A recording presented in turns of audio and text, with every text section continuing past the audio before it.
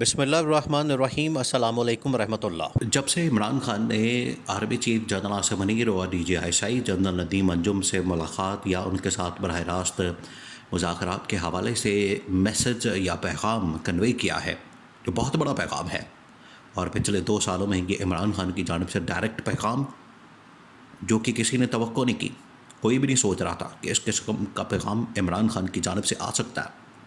جس کی وجہ سے جو شریف خاندان ہے وہ بھی پریشان ہے،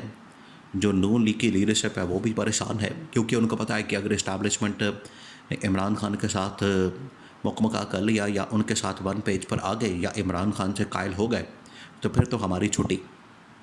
اور اسی طرح سے زرداری خاندان کو بھی اس کا پتہ ہے، تو وہ اپنی ڈبل گیم کھیلنے میں مصروف ہیں کہ کسی طرح سے اسٹیبلشمنٹ کو عمران خان سے دور رکھا جائے۔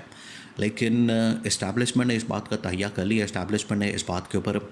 وہ اب قائل ہو گئے ہیں، راضی ہو گئے ہیں کہ عمران خان کے ساتھ ایک ملاقات کی جائے، اور اس کے لیے جو ایک کمیٹی بنائی گئی ہے اس کے اندر بھی جرنیل شامل ہیں۔ اب یہ انتہائی اہم معاملہ ہے، اس کو آپ نے سمجھنا ہے۔ دیکھیں، جو اس وقت ایک کمیٹی بنائی گئی ہے عمران خان کے ساتھ مذاکرات کے لیے، اس کے اندر اہم ترین ایک جرنیل موجود ہے جو کہ براہ راست army chief general Asim Munir کی نمائندگی کر رہا ہے،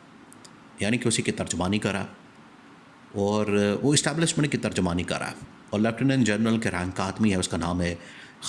نعیم خالد لودھی۔ اب ان کی جو ملاقات ہوئی ہے عمران خان کے ساتھ، وہ اصل میں یہ ساری ان کو ذمہ داری اور اتھارٹی دے کر عمران خان کے پاس بھیجا گیا۔ دیکھیں، جب بھی اس طرح کی ملاقاتیں کسی نمائندے کے ذریعے سے ہوتی ہے تو جو اس کو بھیجنے والا ہوتا ہے یہ اصل میں اسی کی ملاقات ہوتی ہے۔ اب یہ جو ملاقات ہوئی ہے لیفٹیننٹ جنرل نعیم خالد لودھی کی، یہ اصل میں ایک قسم کی ملاقات جنرل عاصم منیر کی ہی ہوئی ہے،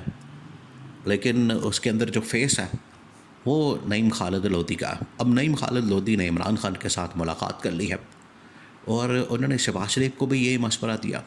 زرداری خاندان کو بھی یہی مشورہ دیا، اور جب عمران خان ابھی جیل میں نہیں تھے، عمران خان باہر تھے، تب بھی بنی گالہ میں یا زمان پارک میں عمران خان سے وہ ملاقات کرتے تھے، اور انہوں نے اس وقت بھی جنرل باجوہ کو یہ مشورہ دیا تھا کہ آپ یہ جو اس وقت بہت زیادہ معاملات بگڑ رہے ہیں، تلخیاں بڑھ رہی ہیں، ان کو کم کریں، ان کو کنٹرول کریں، ان کو ختم کریں، اور تلخیاں نہ بڑھائیں، اتنی نہ بڑھائیں تاکہ معاملات بالکل ہاتھ سے نکل جائیں اور پھر ان کا واپس آنا مشکل ہو جائے۔ تو نعیم خالد لودھی اب میدان میں اترے ہیں، اور اس سے پہلے آپ کو پتہ ہے کہ بہت سارے لوگوں کا میدان میں اتارا گیا، اور وہ ہمیشہ اسٹیبلشمنٹ کے کہنے پر، اسٹیبلشمنٹ کی ایما پر اترتے ہیں میدان میں، جس میں اعجاز الحق بھی شامل ہے، محمد علی دورانی بھی شامل ہے، وہ بھی اکثر اترتے ہیں میدان میں۔ انہوں نے بھی اس حوالے سے مذاکرات کرنے کی کوشش کی، اور انہوں نے بھی بڑی اس حوالے سے ایفرٹ کی کہ معاملات بہتر ہوں اور دونوں کے درمیان پیچ اپ ہو جائے۔ اب نعیم خالد لودھی میدان میں اترے ہیں تو انہوں نے جنرل عاصم منیر کا جو پیغام ہے وہ عمران خان تک پہنچا دیا ہے۔ اب یہ جو پیغام پہنچایا گیا ہے اس کے اندر اسٹیبلشمنٹ نے کہا ہے، پہلی بات اسٹیبلشمنٹ کی جانب سے جو کی گئی ہے، اور عمران خان کو کہا گیا ہے،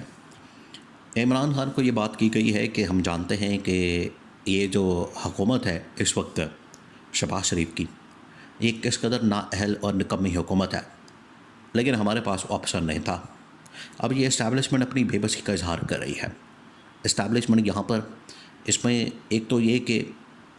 ایک ڈبل گیم بھی ہو سکتی ہے، دوسرا یہ کہ بے بسی کا اظہار بھی کیا جا رہا ہے کہ ہمارے پاس آپشن نہیں تھا، یہ شریف خاندان، زرداری خاندان، اب ہم نے ملک بھی چلانا تھا،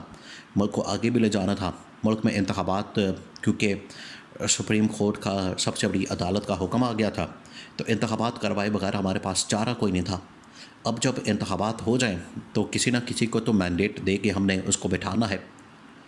ہاں، اس میں ہماری یہ غلطی ضرور ہے، اور اس بات کو مانا گیا۔ نعیم خالد لودھی نے یہ عمران خان کے اس بات کو انڈورس کیا کہ یہ جو شریف خاندان کو اس طرح سے سیٹیں چوری کر کے دی گئی ہیں، مینڈیٹ چوری کر کے دیا گیا ہے، اور بالکل اسی طریقے سے جو مینڈیٹ چوری کر کے زرداری خاندان کو دیا گیا ہے، اس کے اوپر اسٹیبلشمنٹ نے مانا ہے کہ بالکل یہ ہماری غلطی ہے، اور یہ مینڈیٹ دینا اصل میں یہ قوم کے ساتھ غداری ہے اور عوام کے ووٹوں کے ساتھ غداری ہے۔ یہ نہیں ہونی چاہیے، اور ڈیموکریٹکلی یعنی کہ جمہوری طور پر جو بھی معاملات جس کو جتنا ووٹ پڑتا ہے، جس کے پاس جتنا مینڈیٹ ہے، اس کے مطابق اس کو یہ حق حاصل ہے کہ وہ اپنی حکومت بنائے یا اپنا مینڈیٹ جیسے چاہے وہ استعمال کرے۔ اس میں ہمارا عمل دخل نہیں ہونا چاہیے۔ یہ اسٹیبلشمنٹ نے عمران خان کے سامنے اس بات کو تسلیم کیا ہے، جو کہ بڑی اچھی بات ہے، اور نعیم خالد لودھی نے یہ معاملہ سامنے رکھا ہے کہ شریف خاندان جو آج اتنا سر پر چڑھ گیا، جو آج اتنا کہ یہ کبھی اپنے خاندان کو دیکھیں کس طرح سے نواز رہے ہیں۔ کوئی ڈپٹی وزیر اعظم بن رہا ہے، کوئی بھائی وزیر اعظم بن رہا ہے، سمدھی ڈپٹی وزیر اعظم بن رہا ہے، اور آگے حمزہ شہباز کو وزیر اعظم ہاؤس کے اندر رکھا گیا ہے، آگے اور دوستوں کے وزارتیں اور ٹھیکے اور سب کچھ دیا جا رہا ہے، بیٹی کو وزیر اعلیٰ پنجاب بنا دیا گیا ہے۔ تو یہ تو شریف خاندان کی ایک یہاں پر ملکیت بن گئی ہے، جیسے ان کی بادشاہت قائم ہو چکی ہے، یہ ان کی کوئی سلطنت بن گئی ہے۔ تو جب اس طرح سے معاملہ ہوتا ہے تو عوام اسے بیزاری کا اظہار کرتی ہے، اور عوام نے کیا بھی۔ عوام نے 8 فروری 2024 کو بیزاری کا اظہار کر کے ان کو مسترد کیا، ان کو ہمیشہ کے لیے مسترد کر دیا، سیاسی طور پر دفن کر دیا، لیکن پھر بھی ان کو ایک موقع مل گیا۔ اب یہ آخری موقع ہے۔ اسٹیبلشمنٹ نے عمران خان کو بتا دیا ہے کہ ہمیں، کیونکہ اس وقت ضرورت ایسی تھی، اس وقت معاملات ایسے تھے کہ ہمیں ان کو موقع دینا پڑا اور معاملات کو آگے چلانا پڑا، لیکن یہ ان کے لیے آخری موقع، اس سے آگے زیادہ ہم نہیں جا سکتے، اس سے آگے جانا ہمارے لیے ناممکن ہے۔ اب عمران خان کو کہا گیا کہ آپ کوئی راستہ نکالیں اور ہمیں بتائیں۔ عمران خان نے ایک تو علی امین گنڈا پور کو کہا ہے کہ آپ چاہے مذاکرات کریں اور اس حوالے سے معاملات کو آگے بڑھائیں۔ دوسرا، عمران خان نے خود بھی کہہ دیا ہے کہ میں ہر طرح سے مذاکرات کرنے کو تیار ہوں، لیکن اس کے لیے کچھ آپ نے سی بی ایم کرنے ہیں۔ سی بی ایم سے مراد یہ کہ اب آپ نے کچھ کانفیڈنس بلڈنگ میجرز کرنے ہیں، کچھ ایسے اقدامات کرنے ہیں تاکہ مجھے پتہ چلے کہ آپ واقعی میں سنجیدہ ہیں۔ آپ میرے کارکن سپورٹرز ورکرز کے جو نام ہیں، جو مقدمات ہیں، ان کے اوپر ان کو ختم کریں، ان کو کم کریں۔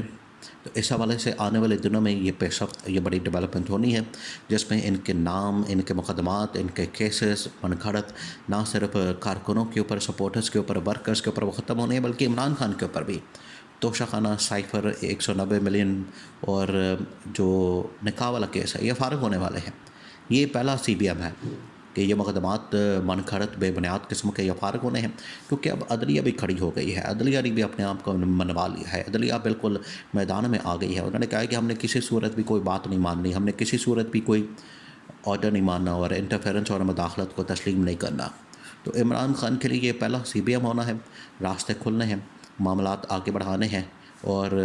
اسٹیبلشمنٹ نے اب اس بات کو تسلیم کر لیا ہے کہ یہ جو غلطی ہوگی اب اس کو مان لیا جائے۔ عمران خان کو یہ آفر کر دی ہے کہ آپ کے ساتھ معاملات آگے بڑھانے کے لیے ہم بھی تیار ہیں، اور